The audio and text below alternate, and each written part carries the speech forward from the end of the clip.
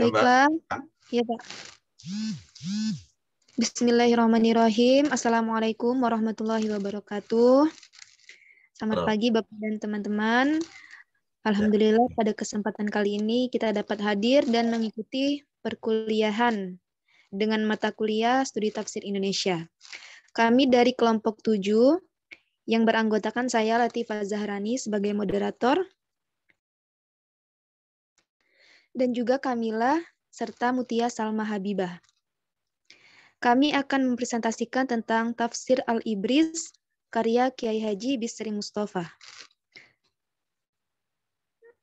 Untuk pembahasan pertama yang akan dibacakan oleh saya.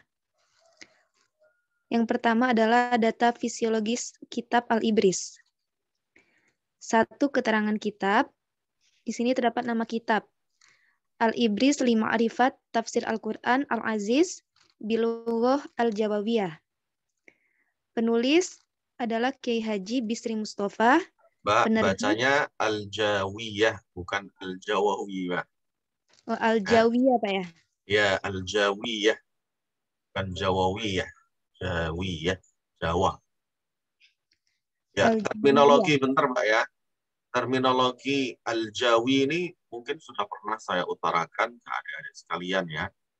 Mengalami transformasi makna ya. Kalau dulu di era pas pra-kemerdekaan, Al-Jawiyah itu bermakna Nusantara. Makanya kalau ada adik perhatikan di tafsirnya Syekh Abdul Rauf Singkili itu sama juga. Jadi terjemahan Al-Mustafid ya, buat terjemah ya, terjemah Al-Jawiyah kalau tidak salah. Jadi Al-Jawiyah pengertiannya adalah bahasa yang digunakan ya pada umumnya di Nusantara saat itu ya, yang memang pusatnya pusat keislaman itu ada di semenanjung Pulau Sumatera sana di Samudra Pasai. Nah, bahasa yang digunakan adalah bahasa Melayu, sehingga apa namanya? Laqab dari Syekh Muhammad Nawawi bin Umar Al-Bantani ya, Al-Bantani Al-Jawi, bukan berarti siapa Syekh Muhammad Nawawi bin Umar penulis kitab Marah Labid itu berasal dari Jawa ya, kan ya, tapi Jawa yang dimaksud di situ laqab itu ya, itu menunjuk pada Nusantara secara keseluruhan ya. Jadi orang Timur Tengah dulu mengenalnya Nusantara itu sebagai Al-Jawi ya, Al-Jawi. Namun demikian semakin ke sini mengalami transformasi makna bahwa ya bil-lughatil jawiyah itu maksudnya dengan menggunakan bahasa Jawa. Nah, kalau bahasa Sunda ya bil-lughah as-Sunda, Sundaniyah. Kalau Madura ya berarti bil-lughah al-Maduriyah, kan gitu. Ya, Mbak ya. Demikian juga misalnya bahasa Banjar ya bil-lughah al-Banjariyah dan seterusnya. Baik, silakan, Mbak. Selanjutnya penerbit Menara Kudus Rembang, kota terbit di Kudus, cetakan kedua. Tahun terbit 1369 Hijriah atau 1950 Masehi sampai dengan 1379 Hijriah atau 1960 Masehi. Edisi kitab ini adalah edisi reguler, jumlah jilid ada 30 jilid per juz, jadi dari juz 1 sampai juz 30. Jenis cover, soft cover, jenis kertas, CD atau kertas buram. Ini jumlah halaman, ini yang kami cantumkan, ini jilid pertama Bapak, 48 halaman. Lalu ukuran kitab 16 cm dikali 25 cm, berat kitab 120 gram, dan tulisannya menggunakan Arapegon. Nah, ini contoh cara memaparkan data fisiologis secara lengkap ya, adik sekalian. Ini sudah bagus, ya. Akan dilanjutkan. Selanjutnya adalah deskripsi kitab. Pertama ada deskripsi sampul. Sampul atau cover berwarna perpaduan antara hijau dan kuning dengan aksen bunga di sekitarnya. Bagian depan terdapat tulisan nama kitab Al-Ibris dengan kaligrafi dan juga terdapat nama penulis kitab dan tempat terbit. Selanjutnya ada deskripsi awal kitab. Ini pada awal kitab terdapat muqaddimah yang ditulis menggunakan bahasa Arab Pegon. Selanjutnya adalah deskripsi isi kitab. Tafsir Al-Ibris dicetak 30 jilid sama dengan jumlah juz dalam Al-Quran. Dilihat dari bentuk cetakan dan isinya sedikit berbeda dengan kebanyakan kitab tafsir atau kitab kuning lainnya. Sama halnya dengan kitab tafsir lainnya, kitab ini dimulai dari surat Al-Fatihah. Ini contohnya kami ambil dari surat Al-Fatihah, Pak. Bagian tengah yang di kotak adalah tempat penulisan ayatnya dan terdapat terjemah Al-Quran dari kata per kata dalam bahasa Jawa yang ditulis miring ke bawah dengan menggunakan huruf pegon. Pada bagian luar kotak, yaitu isi kanan dan bawah, atau biasanya disebut hamis, dipakai untuk menulis tafsir bahasa Jawa yang ditulis dengan huruf Arab pegon sebagai penjelasan dari ayatnya.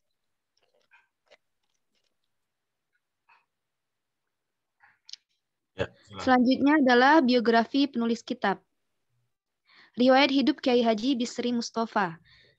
Kiai Haji Bisri Mustafa dilahirkan di Kampung Sawahan, Rembang, Jawa Tengah pada tahun 1915 dengan nama asli Mas Hadi, yang kemudian diganti menjadi Bisri Mustafa setelah menunaikan ibadah haji.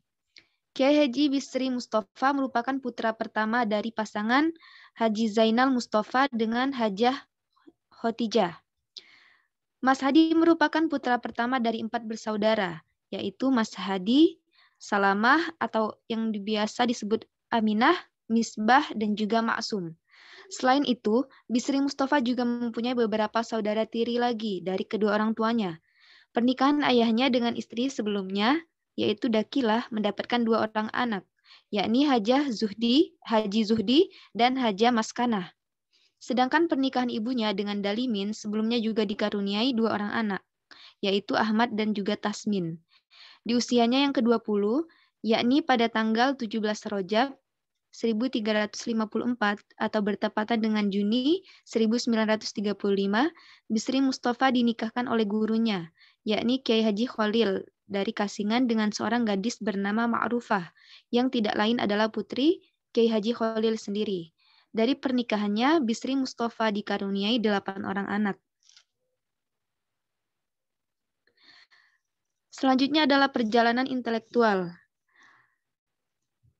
Sejak kecil, Bisri Mustafa sudah kerap dengan lingkungan pesantren. Sejak umur 7 tahun, Kiai Haji Bisri Mustafa belajar di sekolah Ongkoloro di Rembang.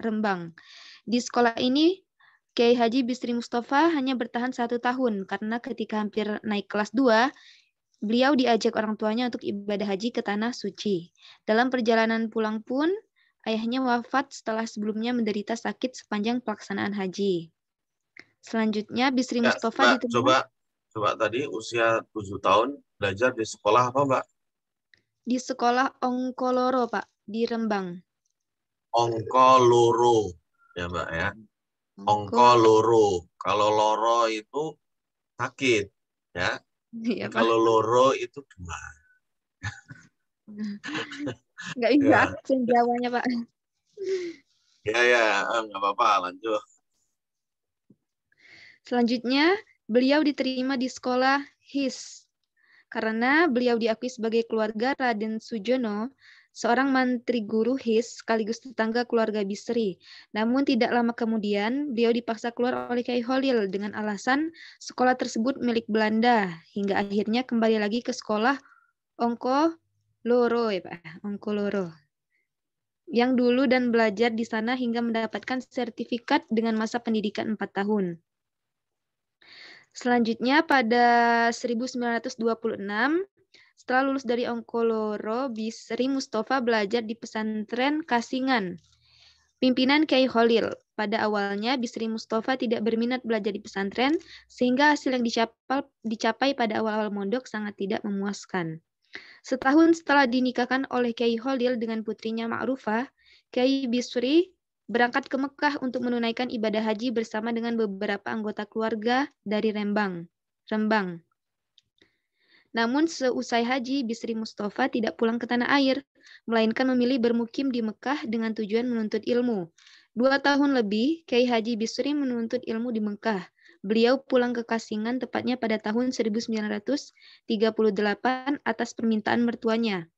Setahun kemudian mertuanya, Kiai Haji Khalil meninggal dunia. Sejak itu, Kiai Haji Bisri menggantikan posisi guru dan mertuanya itu sebagai pimpinan pesantren.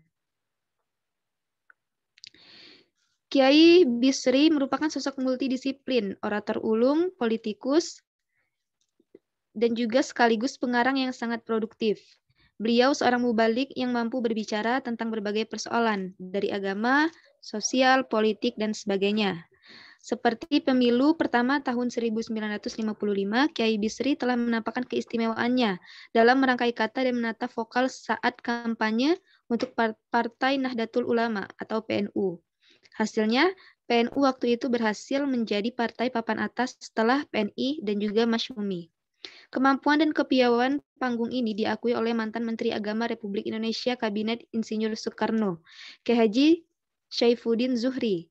Kiai Syaifuddin menilainya sebagai orator ulung yang mampu menguraikan persoalan yang sebenarnya rumit, sulit, dan pelik, menjadi begitu gamblang dan mudah dicerna para pendengarnya, yang membosankan menjadi mengasyikkan, yang sepele menjadi amat penting, dan yang berat menjadi ringan. Namun kritiknya tetap tajam. Selanjutnya adalah guru dan murid Kiai Haji Bisri Mustafa. Di Mekah, beliau belajar dari satu guru ke guru lain, secara langsung dan juga privat. Beliau pernah belajar kepada Syekh Bakil asal Yogyakarta, Syekh Umar Hamdan Al-Maghribi, Syekh Ali Malik, Said Amit, Syekh Hasan Masad, Said Alwi, dan juga Kiai Haji Abdullah Muhaimin. Kiai Haji Bisri Mustafa memiliki banyak murid. Di antara murid-muridnya yang menonjol adalah Kiai Haji Saifullah, pengasuh sebuah pesantren di Cilacap, Jawa Tengah, Kiai Haji Muhammad Ansori dari Surabaya, Kiai Haji Wildan Abdul Hamid, pengasuh sebuah pesantren di Kendal, Kiai Haji Basrul Kafi, Kiai Haji Jauhar, Dr. Andes Umar Faruk, SH, Dr. Andes Ali Anwar, Dr. Andes Fatul Qorib, Haji Rayani, pengasuh pesantren Al-Falah Bogor. Selanjutnya adalah karya-karya dari Kiai Haji Bisri Mustafa. Hasil karya Kiai Haji Bisri Mustafa umumnya mengenai keagamaan yang meliputi berbagai bidang, di antaranya ilmu tafsir dan tafsir, ilmu hadis dan hadis, ilmu nahwu, ilmu sorof, syariah, dan juga syariah atau fikih, tasawuf, akhlak, akidah, ilmu mantik atau logika, dan lain-lain. Dalam karya-karyanya tersebut, ada yang berbahasa Jawa, Arab Pegon, dan ada yang berbahasa Indonesia, Arab Pegon. Ada yang berbahasa Indonesia atau huruf Latin, dan ada yang berbahasa Arab. Di antara karyanya adalah ada Tafsir Al-Ibris li Ma'rifati Al-Quran, Al-Aziz, Bilugatil Jawiyah, Al-Iktir Fit Tarjamati, Ilmu Tafsir. Selanjutnya ada Tarjamah Manzumah Al-Baikuni, Al-Azwadu Al-Mustafa, ya fi tarjamah Al-Arba'in An-Nawawiyah, ada Sulamul Afham. Ya, Mbak, bentar. Al-Azwadul Mustafawiyah fi tarjamatil Arba'in An-Nawawiyah. Ya, bukan yah ini bukan terpisah, Mbak ya. Al-Azwad Al-Mustafawiyah. Al-Mustafawiyah fi tarjamatil Arba'in An-Nawawiyah, ya. Bagi adik-adik yang pernah belajar bahasa Arab, ya, kalau kita perhatikan karya-karya atau title dari ulama-ulama kita dulu itu, kalau membuat judul buku, ya, judul kitab hasil karya mereka selalu menggunakan sajak, Mbak, ya. Judul saja bersajak itu menunjukkan kapasitas mereka dalam bidang bahasa ya, khususnya sastra Arab ya, adab ya. Makanya judulnya itu enak-enak didengar ya. Misalnya Nadhmut Durari fi Tanasubil Ay Waswari gitu ya. Termasuk ini salah satunya Al-Azwadul Mustafawiyah fi Tarjamatil Arba'in An-Nawawiyah. Misalnya karya ulama Nusantara yang lain ya, yang nggak jauh-jauh dari Rembang juga ya, daerah Senori itu ada Syekh Yai Abdul Fadl As-Senori At-Tubani, itu mengarang kitab misalnya Kashfut Tabarih fi Bayani Salat Tarawih gitu ya, selalu bersajak. Atau karya beliau yang lain misalnya tentang sejarah Wali Songo misalnya, itu ada kitab beliau berjudul apa, Ahlal Musamarah fi Hikayati Awliya'il Ashrah ya. Beda sama orang-orang sekarang ya, itu kadang ngasih judul itu ya sembarang saja gitu ya. Dan itu kemudian juga ditiru, dilestarikan oleh beberapa generasi pesantren salaf ya. Misalnya Yai Afifuddin, Dr. Afifuddin Dimyati dari Peterongan, Jombang, itu mengarang semacam ensiklopedi kitab tafsir. Namanya apa? Ada yang tahu?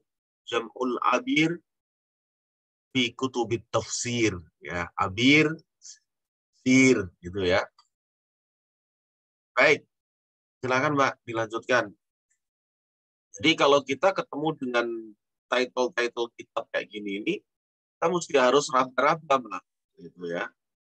Nah, seperti yang ada di slide ini gitu, Al-Aswadul Mustafawiyah itu nggak mungkin gitu ya. Mustafawiyah karena di sini wiyah juga diakhiri nawawiyah. Baik, silakan Mbak.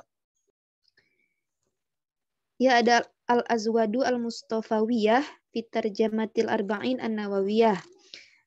Sulamul Afham Tarjamah Bulughul Maram.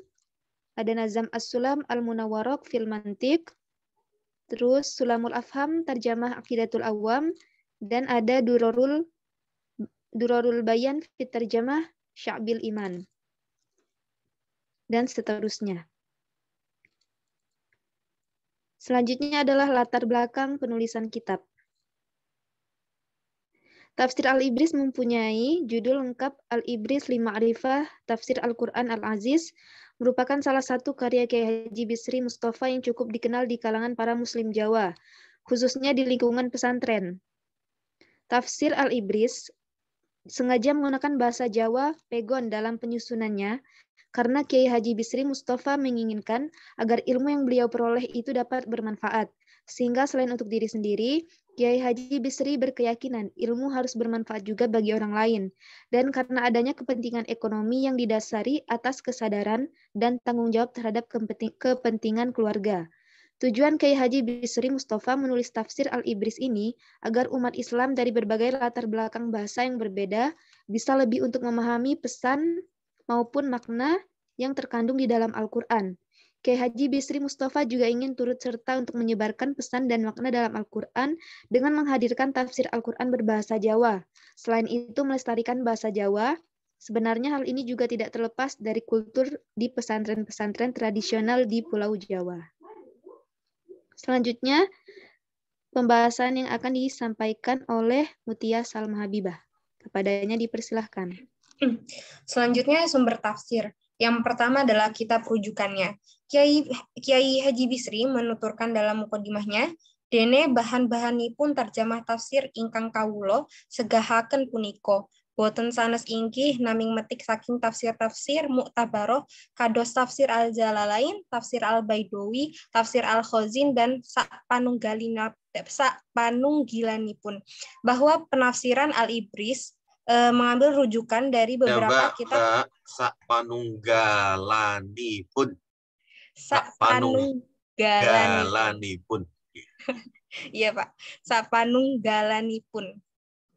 bahwa penafsiran Al-Ibris mengambil rujukan dari beberapa kitab tafsir sebelumnya, seperti Tafsir Al-Jalalain, Tafsir Al-Baidawi, Tafsir Al-Khazin, dan lain-lain.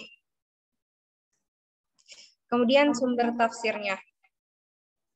Penjelasan tafsir Biroi atau Bidiroyah adalah penafsiran Al-Quran yang berdasarkan ijtihad dan pemikiran-pemikiran seseorang yang berkaitan dengan Al-Quran. Berdasarkan pengertian tersebut, penafsiran yang dilakukan oleh Kiai Haji Bisri Mustafa termasuk tafsir Biroi dan sesuai pendekatan Ad-Diroyah. Hal tersebut terlihat dari pernyataannya dalam mukadimah kitab tafsir Al-Ibris, yakni Kiai Haji Bisri Mustafa banyak mengambil beberapa ijtihad dari mufasir lain dan pemikiran-pemikiran seseorang dalam menafsirkan ayat-ayat Al-Quran. Meskipun ketika menafsirkan tidak menyebutkan sumbernya dan terkadang diperkuat dengan pendapatnya sendiri. Selain itu, penafsiran Kiai Haji Bisri Mustafa juga banyak dipengaruhi dengan lokalitas yang masih melekat dengan berbahasa Jawa yang disesuaikan budaya masyarakatnya. Selanjutnya, metode tafsir. Metode penafsiran yang dipakai dalam kitab tafsir Al-Ibris ini bisa dikategorisasikan Bentar, Mbak. ke dalam... Mbak. Ya, Pak? Ya, sebentar. Penomorannya coba. Kalau sumber tafsir tadi apa? C ya? Kok 2, Mbak? Coba. 2 ini satunya apa? Kitab rujukan, Pak. Kitab rujukan. Iya. C, sumber tafsir. Kitab rujukan. Oh ya, baik, bagus. Lanjut. Selanjutnya metode tafsir. Tadi udah sampai ini ya. Jadi dalam kitab tafsir Al-Ibris ini, ia berusaha menjelaskan dengan penjelasan beberapa aspek yang terkandung dalam Al-Quran. Kiai Haji Bisri Mustafa mengemukakan penafsiran Al-Quran runtut dari awal hingga akhir. Ia juga menafsirkan dengan menjelaskan surat demi surat sesuai dengan urutan surat. Juga menguraikan kosakata dan lafaz terlebih dahulu. Di samping itu, ia jelaskan asbabun nuzul ayat tersebut serta munasabah hubungan ayat-ayat Al-Quran antara satu sama lain. Ia juga merujuk pada dalil-dalil yang diterima dari Rasulullah, sahabat, maupun tabi'in, dan terkadang diperkuat pendapatnya sendiri. Ia juga merujuk pada kisah-kisah Israiliyat. Contohnya, ketika Kiai Haji Bisri Mustafa menafsirkan dengan menambahkan asbabun nuzulnya. Beliau akan mengawali dengan mula nuli tumurun ayat kang surasane. Ketika menafsirkan surat Al-Baqarah ayat 115, yaitu ketika arah kiblat dirubah atau Nabi sedang dalam perjalanan. Nabi sholat di atas unta, tidak menghadap ke arah kiblat. Lalu orang-orang Yahudi pada mencela hingga turun ayat yang berbunyi, walillahil masyriqu wal maghrib fa aynama tuwallu fa thamma wajhullah innallaha wasi'un alim. Terus beliau menafsirkan, lan iku kagungane Allah dewe wetan lan kulon. Mangka ing dalem panggonan sira kabeh iku ing dalem kana-kana kiblate Gusti Allah. Sak temene Gusti Allah iku jembar tur ngudaneni. Dan hanya kepunyaan Allah timur dan barat. Maka dimanapun tempatnya, di situ kiblatnya Allah. Sesungguhnya Allah... Sebentar Mbak ya. Bentar, ini soal logat dialek ya. Jika ditulis, jadi gini, bahasa Jawa itu lekat dengan huruf O, ya, Jowo. Ya, jadi ketika itu dirubah menjadi A misalnya, maka akan bergeser ya ke arah perbatasan Jawa dengan Jawa Barat gitu ya, kayak apa namanya Banyumas ya, yang ngapak-ngapak gitu ya, itu kan pakai kecenderungannya pakai A. Nah sehingga ke arah Jawa Barat itu sudah berubah A semuanya.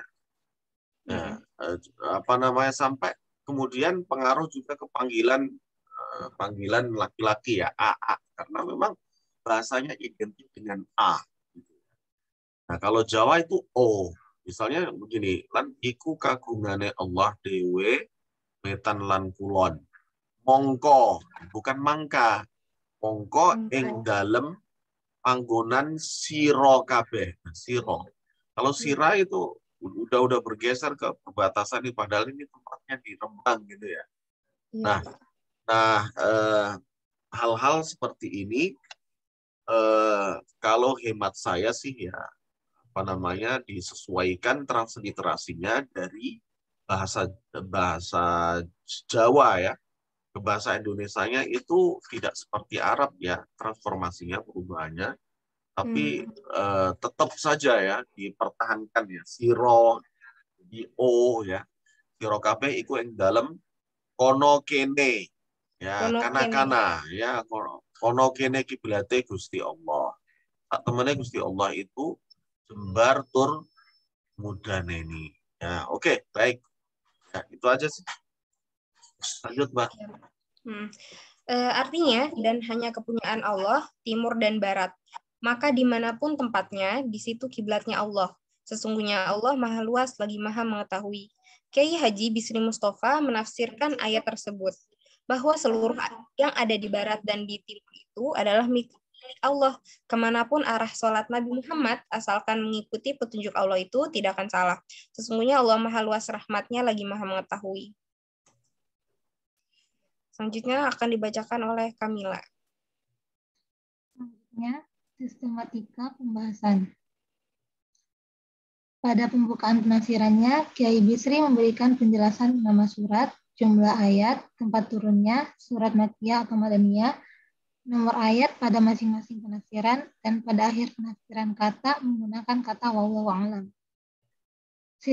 Sistematika yang digunakan dalam tafsir Al-Ibris adalah sistematika mushafi yang digunakan umumnya oleh para mufassir.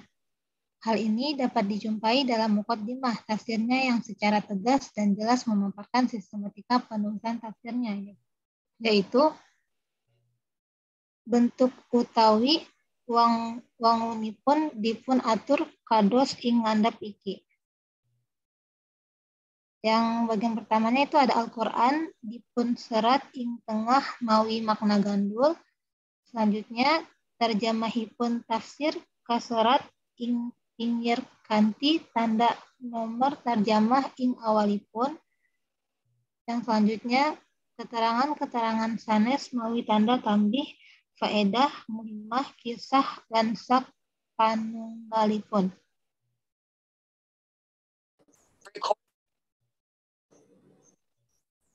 Selanjutnya tip.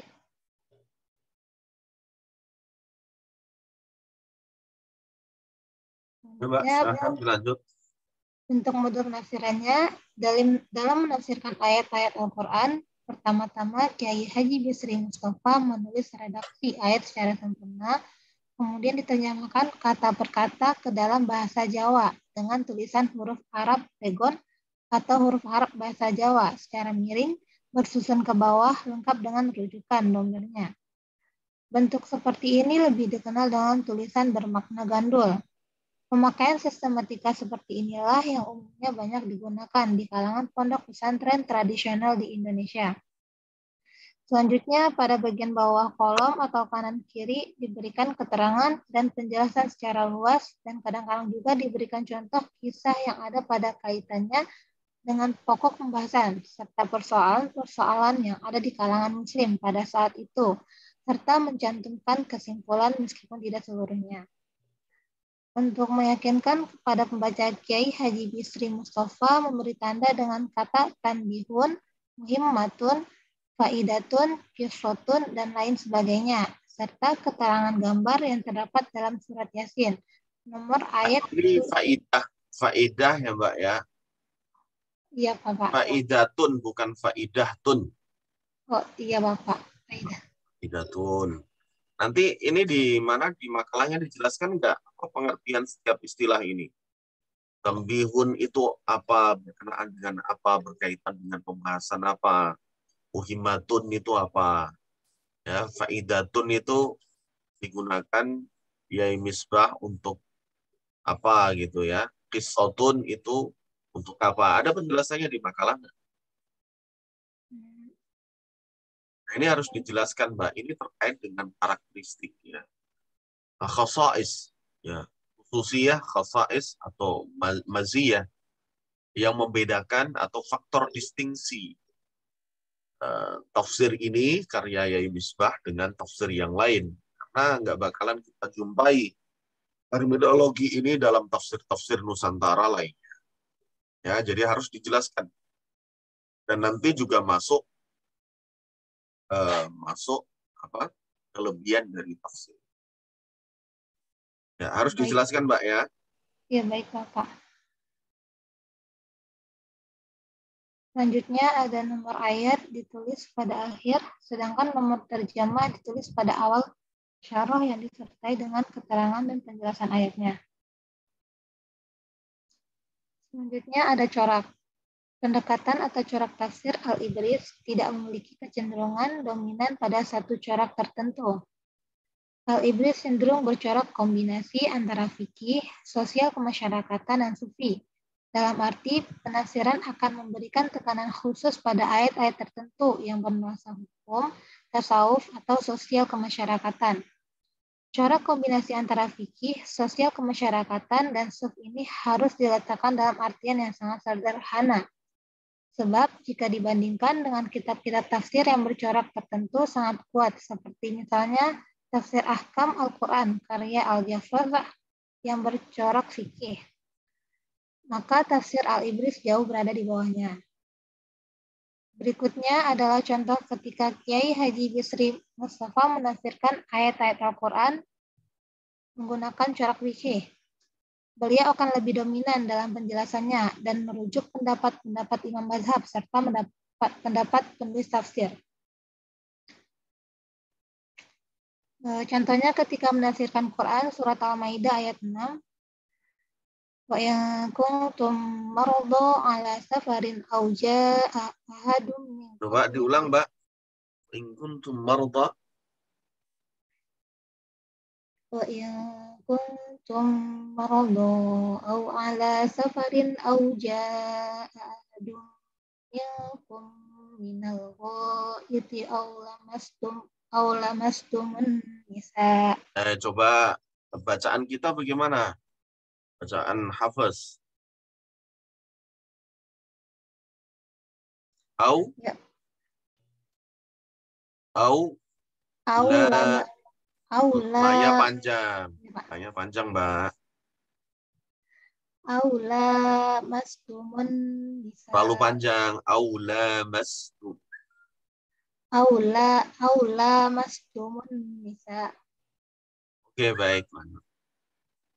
Yang artinya, dan jika kamu sakit atau dalam perjalanan atau kembali dari tempat buang air atau menyentuh perempuan. Dalam bahasa Jawanya, utowo ngepuk wong wadon, utowo jima, utowo ora nemu banyu. Dalam bahasa Indonesianya, atau menepuk orang perempuan atau jimak atau tidak menemukan air. Pada kalimat tersebut, Bisri Mustafa menafsirkannya menepuk atau bersentuh dengan wanita atau jima. Jika merujuk kepada kitab-kitab fikih, maka aula mastumun nisa menurut jumhur ulama adalah menyentuh wanita. Ada pula sebagian ulama tafsir berpendapat bahwa kalimat aula mastumun nisa bermakna bersetubuh. Imam Syafi'i berpendapat bahwa makna aula mastumun nisa bersentuh kulit dengan yang bukan muhrim. Sementara Imam Hanafi berpendapat makna aula mastumun nisa di sini adalah bersetubuh. Dari uraian tersebut,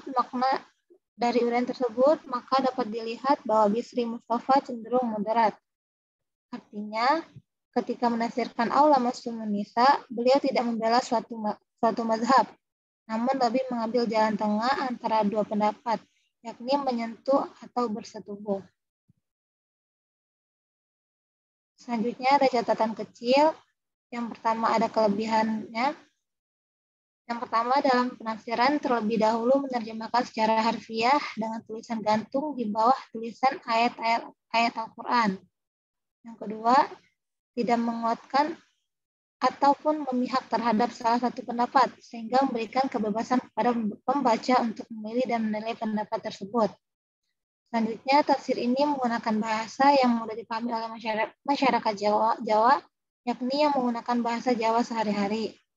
Ya, Selanjutnya, nanti ditambahkan tadi Mbak ya, tambahkan apa yang Pak Ziyad bilang tadi, ada khasais, ada mazaya, ada satu istimewaan ya, atau karakter yang membedakan antara tafsir Ibris dengan tafsir yang lain tadi ya. Ada tambihun, ada himmatun, ada qissatun ya. Nanti dimasukkan, ditambahkan. Dan kalau di makalahnya ditambahkan keterangan. Apa maksudnya tambihun tadi? Baik, Bapak. Selanjutnya, kekurangannya, yang pertama itu hadis yang dimuat dalam tafsirnya tidak disertai sanad yang lengkap sehingga tidak diketahui kualitas hadisnya. Selanjutnya, masih terdapat Israiliyat dalam tafsir, Israiliyat dan dalam pengutipan pendapat ahli tafsir terkadang tidak disertai yang jelas dengan penyebutan ulama atau ahli tafsirnya. Yang terakhir, susah dipahami oleh orang luar Jawa. Mungkin cukup sekian. Selanjutnya saya kembalikan kepada moderator, Latifah Zahroni. Ya, baik. Terima kasih, Mbak. Ya, silakan adik-adik sekalian kalau ada pertanyaan.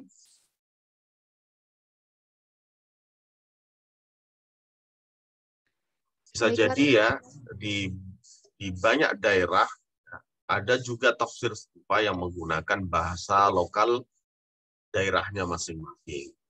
Namun memang studi naskah itu hanya akan mengkaji yang memang ada naskahnya, ada manuskripnya. Ya. Tidaknya pernah ditulis kalau tidak pernah diterbitkan. Ya. Kadang ada yang masih berupa nuskah asliyah, ya. Berupa manuskrip ya, yang belum sempat tulis menggunakan alat tulis modern ya, ikan atau bahkan komputer gitu ya, dan bahkan pernah. Nah, inilah yang kemudian menjadi PR besar ya, terutama bagi para pewaris ya, ahli waris para ulama kita dulu ya, untuk kemudian bisa mempertahankan atau ya, melakukan serangkaian proses filologi ya. Wallahu alam ya, menurut kabar karya-karya ulama Nusantara itu dulu pernah dirampas gitu ya oleh Belanda dan kemudian dibawa ke Belanda sana, sehingga banyak yang belum terpublikasikan secara maksimal ya. Dan keberadaannya masih katakanlah bertahan dengan baik karena memang dirawatnya. Memang ada sisi positifnya. Di Universitas Leiden ya, di Belanda sana itu banyak kita temukan karya atau manuskrip karya ulama Nusantara. Nah, sisi baiknya adalah dirawat. Coba kalau misalnya tidak dirampas gitu, itu bisa jadi ya wassalam gitu. Ya, rusak oleh zaman karena memang ditulis dengan menggunakan kertas yang pada masanya yang sangat rentan terhadap korosi atau bahkan dimakan rayap dan seterusnya. Wassalam udah. Nah, akses terhadap karya atau manuskrip ulama Nusantara itu juga tidak dibuka secara lebar ya. Bagaimana belum lama misalnya tidak ada satupun tahu orang Indonesia bahwa pusakanya Pangeran Diponegoro itu dirampas oleh Belanda ya. Sampai kemudian presiden kita terkaget-kaget, banyak tokoh nasional itu. Oh, ternyata Pangeran Diponegoro itu punya pusaka toh ya, yang kemudian dirampas oleh Belanda dan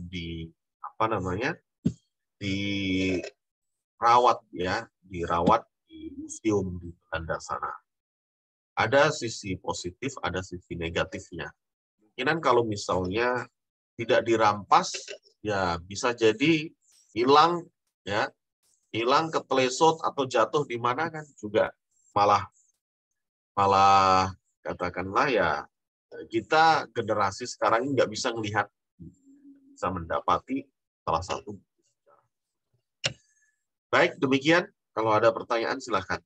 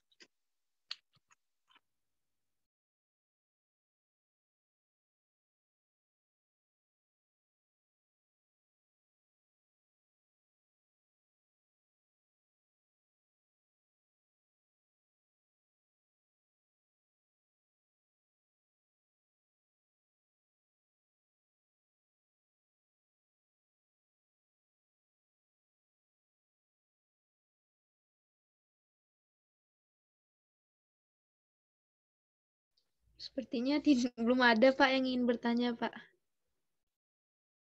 Oh baik, dari astagfirullah. Dari tadi saya ngomong di mute ya. Ya. Baik, kalau tidak ada pertanyaan, kita cukupkan sekian. Terima kasih. Insya Allah kita lanjutkan pada kesempatan yang akan datang. Tadi saya sudah ngomong panjang lebar ya. Mbak, nggak ada yang ngingetin ya. Allahu Akbar. Ya baik. Oke Mbak. Terima kasih atas kebersamaan pada pagi hari ini. Kita lanjutkan, kita tutup dengan membaca doa akhir majelis. Subhanakallahumma hamdika asyhadu an la ilaha illa anta astaghfiruka. Baik, demikian kalian. Sekali lagi terima kasih. Mohon maaf kalau ada yang kurang berkenan. Akhirul kalam, wallahumma muwaffiq. Wassalamualaikum warahmatullahi wabarakatuh. Waalaikumsalam warahmatullahi wabarakatuh. Terima kasih Pak Ziyad. Ya, sama-sama Mbak. Sama-sama. Terima kasih banyak Pak.